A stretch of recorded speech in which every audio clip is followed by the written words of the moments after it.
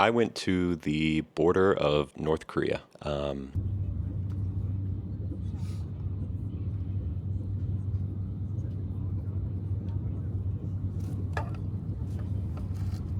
Tumen is a city on the border of North Korea, inside of China. It's in this area of the northeast of China called the Yanbian Korean Autonomous Prefecture. So a lot of the street signs and restaurant signs and everything you'll see will be in Chinese and also Korean. It takes me about, I don't know, 2.5 hours, I think, to get there by train. On the way there, you don't see much out of the window. A lot of farmland, some smaller mountains, a lot of these like farmhouses. It's a very like rural, rustic area of the country. But eventually I arrive. I get out of the train station in Tumen. I scan my passport. I leave the station. You're about a 20-minute taxi ride from the north station into the city, and you can take these buses. They have like buses that run all the time from the train station. It costs you 2 RMB. You just pay them on WeChat. You get on the bus. Now, I have no idea where this bus is going. I figure it can only really go in one direction. Pretty full of tourists. I think it's a decently popular tourist attraction, at least for like people that live up in this area. We head down. I'm wanting to just go to my hotel, which is downtown, but we drive past the downtown area, and then we go straight to the big gate thing. And this is like the big tourist attraction where everybody loves to take pictures in front of it. Anyway, we get out of the bus. You're immediately have like old Chinese guys trying to sell you, random shit to hold in front of your picture. So I pull out my camera immediately, right? This is one of like the top tourist attractions to see in Tumen. So I just start recording. I'm looking around. I see that you can walk down a little further to get to where like the border fence is. And then there's like a couple other little things that people are taking pictures in front of. So I go down there. I sort of stand, I look over. This is my first time where I have like a good view of North Korea. I'm kind of just like in awe that I'm actually seeing it for the first time, like in front of my eyes. And also, I think it's this very weird contrast of like, I'm seeing this place for the first time that I've, wanted to see for so long and have been so interested in for so long. And meanwhile, next to me are like these young girls posing for pictures in front of this little arch thing, like holding hands and smiling to the camera and doing the heart on the cheek pose or the peace sign, which, tourists are gonna do. And who am I to judge? I'm also there to sort of look across the border. It's just it's a weird feeling. Start to head away. I don't really know where I'm going.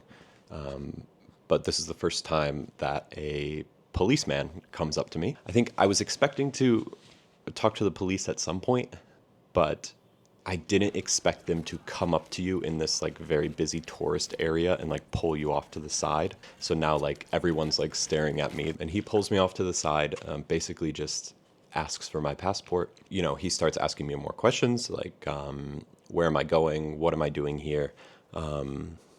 What's my phone number? What other cities am I going to? He's sort of writing all that information down into like a notes app type thing on his phone. And then he tells me, don't take any photos or videos. Foreigners aren't allowed to take photos or videos. And it's just funny because I'm standing there, and meanwhile, some like 20-year-old Chinese tourist is over there doing like this sexy pose for her red book. And yeah, I don't know. It's all just it's very silly. So that was my first warm welcome to the city. So I just say like, okay, I'm just going to go head to my hotel now. I'll go back out later. Later back at my hotel, I'm going to go head back out and go for a walk. This time I want to go to that like riverside, like the main sort of area where you can look across the river over into North Korea. Immediately, these two security guards approach me.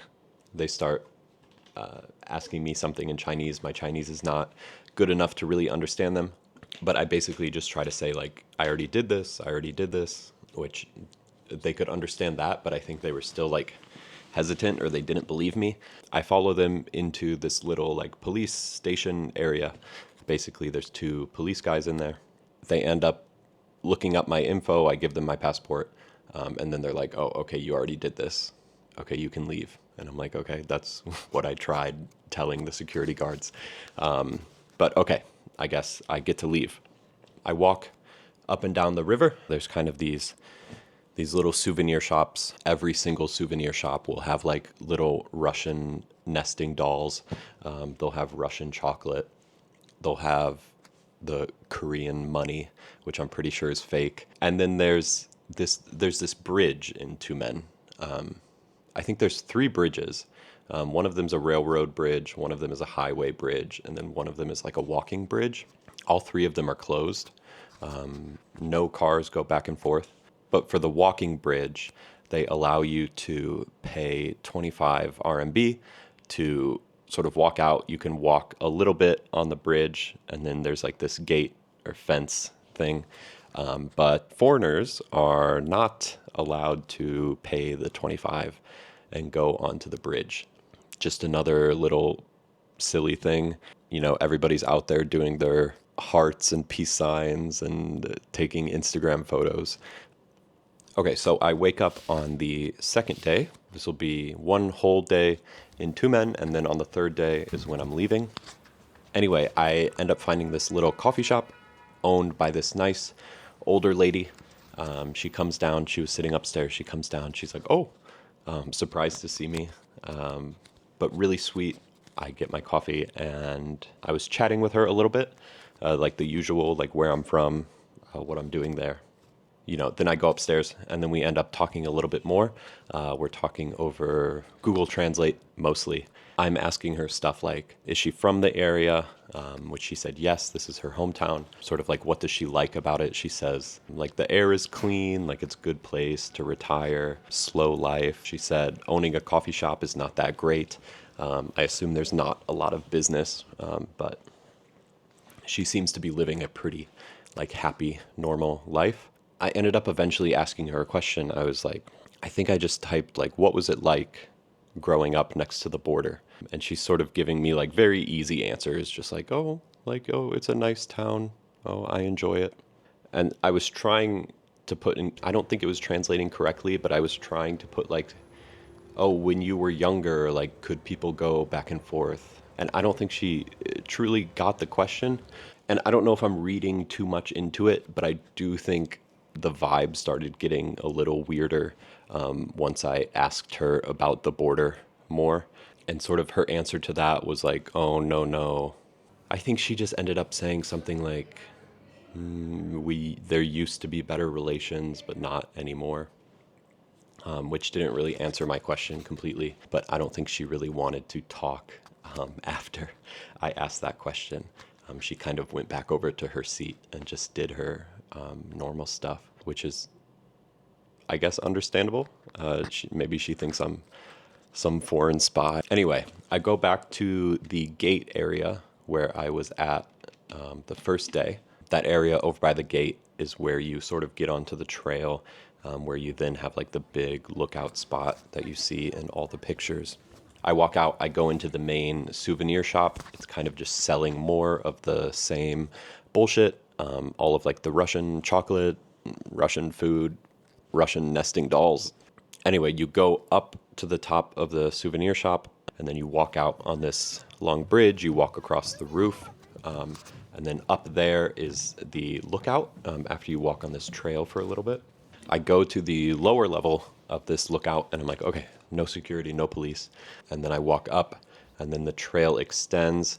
I see there's two security guards sitting at the top of the lookout section. So I just go out to the trail, and I start walking on the trail, which there's way less people on this trail. Something about China, if you've never been here before, or if you've never really like traveled inside China, really wherever you go, There's like the tourist route, you know? So like you go to these tourist destinations and you just like, there's like mobs of people. And they go, they're very much like, complete this, complete this. Everything is like it's like a checklist. And it's like, okay, went here, went here, went here, went here. So it's like, if you're in any of these destinations, you'll have like hordes of people around you at all times. But then when you go a little bit off of the tourist path, it'll be like no one. And it'll be like complete silence. I start walking on this trail, you see like one person every 5 minutes. And it's actually kind of cool because obviously no police around to harass you. And you get these views over of North Korea every once in a while on the trail. Finish the trail. I come back. I go back to the lookout spot. I'm like, okay, I'm just going to walk over there. I don't care if they see me. I'll just talk to them again. Immediately get approached by the old security guy. I speak to him in Chinese. I say, I already did this. I already did this. I already talked to them. So anyway, the security guard was being kind of nice to me. So I figured like, okay, everything's fine, whatever. Then I'm walking down back to the souvenir shop, like off this trail. And I notice he's like looking down the stairs at me. And I'm like, oh God, okay, whatever. So I walk further down the stairs and I notice like one of the security guards has literally like started walking down and I can tell like they're staring at me. I'm like, okay. I go into the souvenir shop. All of a sudden, these two police show up, and the security guard is right there. He's like pointing at me. He's like, "That's the guy. Like, go get him." And these two police start talking to me. Everyone in the souvenir shop is like staring, like I'm getting arrested. Really awkward. Really just awesome thing to do to a foreign tourist. These two police start talking to me. I'm trying to tell them like, hey, I already did this. I was here yesterday. They don't believe me. They start asking for my information more. Okay, I give them my passport. They start writing down all my information. And then like 5 minutes later, they're like, oh, wait, you're already registered. And I'm like, I tried to tell you guys that 5 minutes ago. They just end up saying like, okay, you're good to go. So anyway, I get down to the first floor of the souvenir shop. One of the police comes running up to me again. They're like, where are you staying? Where are you staying? What hotel? What hotel? And okay, they just write down the information. I'm like, okay, it's probably just a formality. Like they probably just need to know. Whatever, it's fine. I check out some places in the town. I go eat lunch. Everything's good. I'm in my hotel for literally like 15 minutes. Police knock on my hotel door. And yeah, I don't know. It's totally fine. Like nothing bad happened to me, obviously. And I believe that they were all just doing this because they have to, and this is just their job. But being a tourist somewhere and having police knock on your hotel room is like insane. Whatever. I end up talking to them. They ask for my passport again. I give it to them. I say like, hey, is everything good? They're like, yeah, just wait a second. So at this point, I'm kind of just like done with it. I'm kind of just done with having to deal with police everywhere. I'm like, okay, I'm just going to avoid the places where there's police, whatever. That night, I go just sort of walking around the town, and then I want to go back out to sort of the river walk, but I try to go down to the area that's like far away from the touristy spot. And it's this really interesting area. It looks like it's like where the tourist spot sort of used to be. Like there's these old buildings and like kids' toys. It's like run down. Yeah, it's just like at the end of the trail, but they have this big staircase that goes up. And I end up just sort of hanging around over there. I keep looking around my shoulder, trying to avoid more police encounters. But that's basically it. I watch the sunset over North Korea. And yeah, one of my last, moments when I'm standing there looking across the river and I'm sort of, standing 10 meters away from the border fence, barbed wire above it. And I see these North Korean men, like a group of like 5 guys out in the field. I have no idea what they're doing. It's not like a farm field. It's more of like a brush field. But there's just kind of like this group of five guys, just like talking to each other. Eventually, they leave, get back on the trail, walk toward the town. But yeah, I mean, not that far away from me, like right across the river. I don't know. It's weird. It's a weird feeling. It's hard to put it into words, sort of what that feels like to be like so close to this thing that you think so much about. But to stand there and see it with your own eyes, and to see that, or to stand there in 10-degree weather, and to see the smoke coming out of the chimneys of these houses and these buildings, and you look across the river and you see these highways and you see these roads, but you don't see any cars. You see bicycles. I've seen in other people's videos, I've seen the occasional like truck, which will be like a work truck or like a farmer truck. And meanwhile, you're over in this town in China, which is considered, for China, it's considered a small city, right? There's, I think, 700,000 people, which obviously in America, that's a decently big city. But in China, that's considered like a small city. But it's still big in scale, and there's cars and lights and big buildings and people setting off fireworks all day, all night, because it's close to the New Year. And you think, you know, these people from across the river can see the tourists that come out and do the peace sign and do the hearts and take pictures in front of their country every single day. And I don't know, it's just, what do they think? Yeah, I don't know. I'm still thinking about everything. I'm still processing everything, or processing things that I saw. But I'm glad I did it.